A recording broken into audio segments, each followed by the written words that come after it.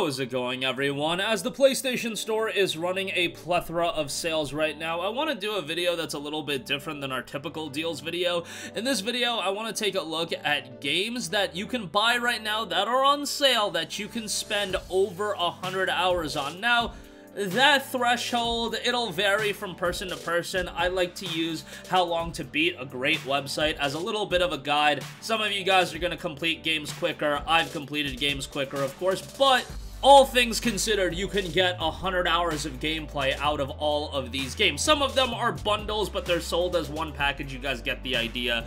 But let's get right into it. And let's start off with an easy one, Monster Hunter World Iceborne Master Edition. Now, this includes the base Monster Hunter World game, which already, that alone, you can spend over 100 hours on, and then you also get the Iceborne expansion, so you can spend a lot of hours in this game with the expansion. Monster Hunter World was a game that Capcom did an incredible job of consistently keeping updated, and rolling out a lot of free updates that when Iceborne was announced, people were like, alright, you guys have given us so many free updates that we'll drop $40 on this expansion. You don't gotta do that right now. You can get it discounted for $29.99, and that's the Master Edition, again, including the base game.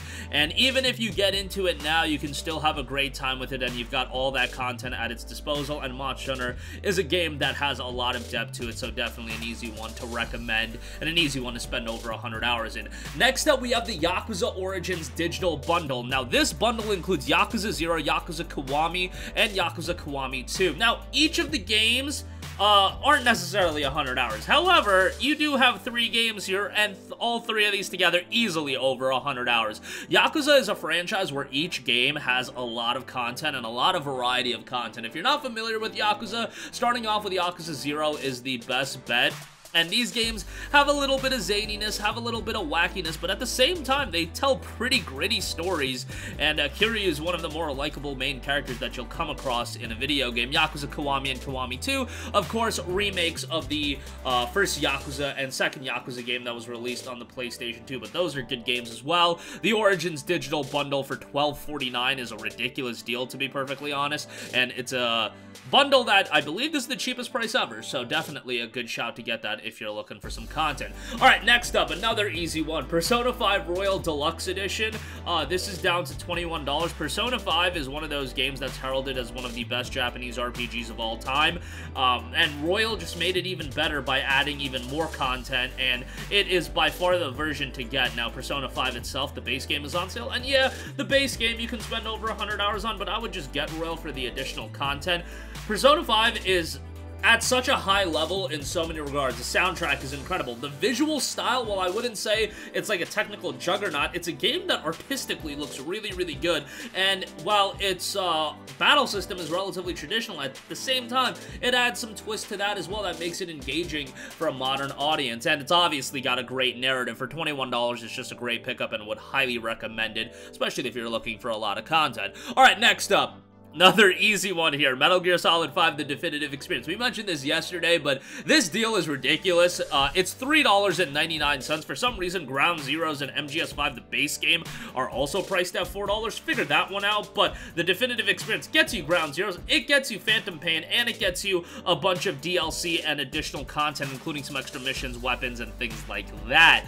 Metal Gear Solid 5 is obviously a game that was shrouded in a bit of controversy back in 2015, but now in 2022, you're paying $4 for an awesome open-world action stealth title. It's got a pretty decent story. It told a little bit of a different way than your other Metal Gear games, but a ton of content with all the side missions and all of the main missions as well. It's going to take you quite a while, and north of 100 hours is actually not a stretch with MGS5 if you're looking to 100% it.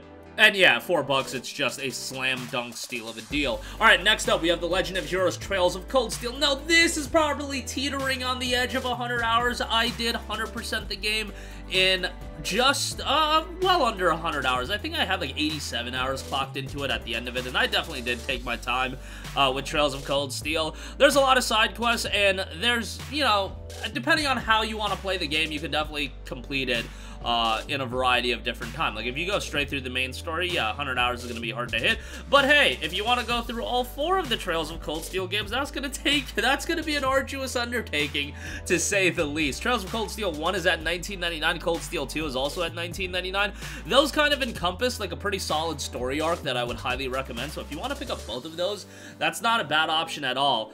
If you follow this channel, you know how highly I think of these games. I think Trails of Cold Steel is one of the best Japanese RPG franchises ever. I really don't think that's a stretch. It doesn't get the love of, let's say, a Final Fantasy or a Persona, but I really believe it's at that level.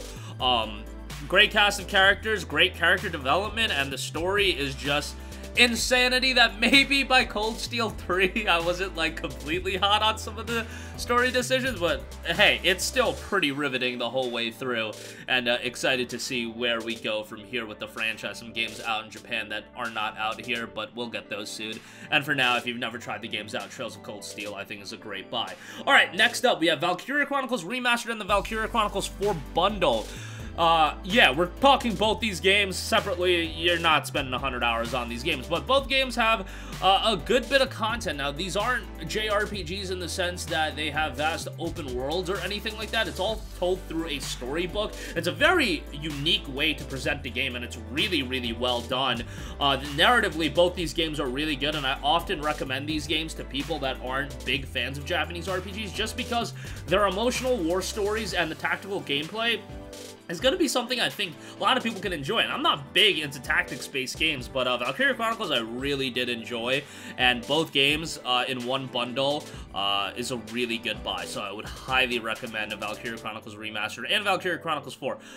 In my opinion, I liked Valkyria Chronicles 4 better from a narrative standpoint. Gameplay-wise, they are fairly similar. Valkyria Chronicles 4 does have an easy mode, so if you want to take advantage of that. VC1 can get pretty challenging, so yeah, there's one mission that like made people lose their minds in Valkyria Chronicles 1, but nonetheless, that bundle is fairly solid and definitely would recommend it. Alright, next up we have God Eater 2. Now, God Eater often compared to be a anime Monster Hunter, and I can definitely see where people get that comparison. It's a lot like Monster Hunter in the sense you'll go on these missions, you'll loot, you'll get weapons, all that good stuff. There is more of an emphasis on the story in God Eater. I mean, hell, God Eater has its own anime after all, but it's a pretty good game. When I say it's as good as Monster Hunter World, far from it, but you're also paying like $9 for it, so it's not a bad price at all. I would still say it's worthwhile to pick up, especially if you're a fan of anime games. If you're a fan of the anime style, you're gonna be into God Eater in my opinion, and the gameplay is pretty good, so $9, I think it's a good buy.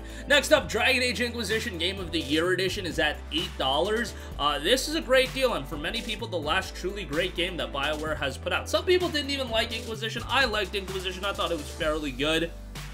But, yeah, the Game of the Year Edition includes some DLC. The base game already has a ton of content and some replayability. With the main story, side quests, you're gonna get pretty close to 100 hours, if not well over 100 hours, so that one is an easy recommendation, and also at the price point of $8, I thought it was a worthwhile recommendation. Alright, next up, we have yet another JRPG. Yes, the Golden Week sale is running right now, so what you gonna do?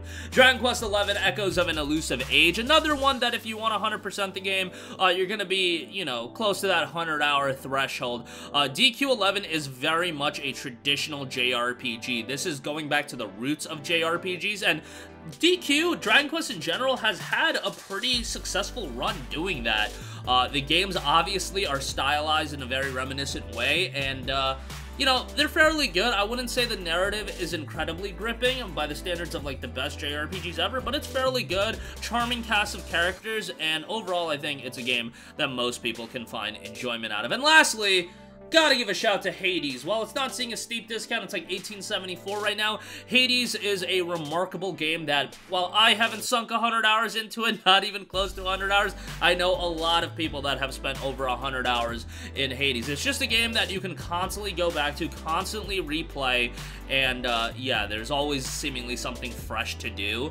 I gotta sit down and put more time into Hades, but the time that I've played Hades, it's been a tremendous game. It's super giant, like, you know they're putting out good stuff, and Hades, by most accounts, is everybody's favorite game out of them. I'm still a little bit partial towards Bastion, but that might be the nostalgia speaking. But nonetheless, Hades at $18.74 is a fantastic pickup, and well worth it if you're looking for an incredibly replayable game. And that's gonna do it for me. Again, these games, you're either going to get pretty close to 100 hours if you're going 100% it, or you're going to get well over that. Like in the case of Monster Hunter World Iceborne Master Edition, easy over 100 hours. P5 Royal, easy over 100 hours.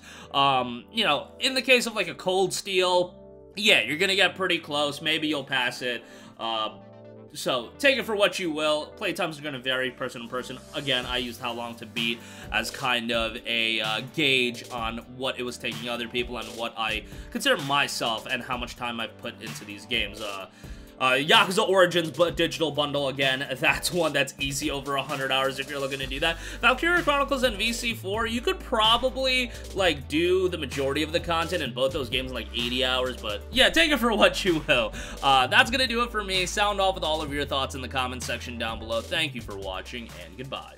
Hey guys, we hope you enjoyed the video, and if you did, make sure to hit the subscribe button, and if you're already subscribed, do us a favor and hit the bell icon. This way you'll be notified whenever we post a new video. That's the best way to keep up with all of our uploads, and we usually try to upload 2 videos a day. And with the bell icon hit, you'll be notified whenever we do upload a video. As always, thanks for watching.